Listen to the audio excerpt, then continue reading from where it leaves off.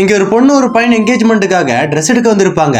அப்ப ஃபீமேல் செக்ஷனுக்கு போய் ட்ரெஸ் எடுக்கலாம்னு பார்க்கும்போது அங்க ஒர்க் பண்ற ஒரு லேடியை பார்த்துட்டு மாப்பிளைக்கு ஷாக் ஆயிருது. அந்த லேடியுமே இவரை குறுகுறுன்னு பார்த்துட்டே இருப்பாங்க. இவருமே அந்த லேடியை பார்த்துட்டே இருப்பாரு. ஆக்சுவலா அந்த லேடி வேற யாருமே இல்ல, சின்ன வயசுல இவர் கூட ஸ்கூல்ல படிச்ச லேடி தான் அந்த லேடி. ஆக்சுவலா அந்த லேடி இவருக்கு ரொம்ப பிடிக்கும். அந்த லேடி இவரும் ஸ்கூல் டைம்ல எப்பயுமே ஒன்னாதான் சுத்துவாங்க. ஆனா அந்த லேடி மட்டும் எக்ஸாம்ல ஃபெயில் ஆயிருப்பாங்க. அது மட்டும் இல்லாம குடும்ப சூழ்நிலை காரணமா அந்த லேடி அந்த ஊரை விட்டே போயிருப்பாங்க. ஆனா அவங்க ரெண்டு பேருமே தனக்குள்ள இருக்க சின்சியரான லவ் வெளியில காட்டியிருக்க மாட்டாங்க. சோ இப்ப ரொம்ப நாள் கழிச்சு அவங்க ரெண்டு பேரும் மீட் பண்ணனால தான் புதுசா பாக்குற மாதிரி பாப்பாங்க. ஆனா இவன் மேரேஜ் பண்ண போற பொண்ணு அங்கிருந்து அவனை கூட்டிட்டு போயிருவா. இருந்தாலுமே இவன் அந்த பொண்ணு இல்லாத நேரம் பார்த்து இந்த பொண்ணு கிட்ட பேச வருவான். அப்ப இவனோட அம்மாவும் மறுபடியும் அந்த பொண்ணுமே வந்து இவனை கூட்டிட்டு போயிருவாங்க. ஆனாலுமே இவன் அந்த பொண்ணு கிட்ட நல்லா பேச முடியாதனால அந்த பொண்ணு ஒர்க் பண்ற கம்பெனிக்குள்ளே வெயிட் பண்றான். தன்னுடைய ஷிஃப்ட் முடிச்சிட்டு அந்த பொண்ணுமே நைட் நேரத்துல வெளியில வருவா. அப்ப இவனை பார்த்தோன்னே பயங்கரமா சந்தோஷப்படுவா. இப்படியே அவங்க ரெண்டு பேருமே ஒன்னா சேர்ந்து அப்படியே நடந்துகிட்டே பேசிட்டு போறாங்க. அப்ப கூட அவன் அந்த பொண்ணு கிட்ட என்ன ஏன் விட்டுட்டு போன அப்படின்னு சொல்லி பயங்கரமா கோவப்படுறான். அந்த பொண்ணுமே அதுக்கு எங்க அம்மாக்கு ஆபரேஷன் பண்ணிருப்பாங்க, அதனாலதான் அங்கிருந்து போயிட்டோம் அப்படின்னு சொல்லுவா. இப்படியே அவங்க ரெண்டு பேருமே பேசிட்டு இருக்கும் போது அவனுக்கு லேட் ஆனனால அந்த பொண்ணு கிட்ட சொல்லிட்டு அங்கிருந்து போவான். அந்த பொண்ணு திரும்பி இன்னொரு பக்கம் போவா. ஆனா அவங்க ரெண்டு பேருமே கொஞ்சம் தூரம் போனதுக்கு அப்புறம் மனசு கேட்காம மறுபடியும் திரும்பி வருவாங்க.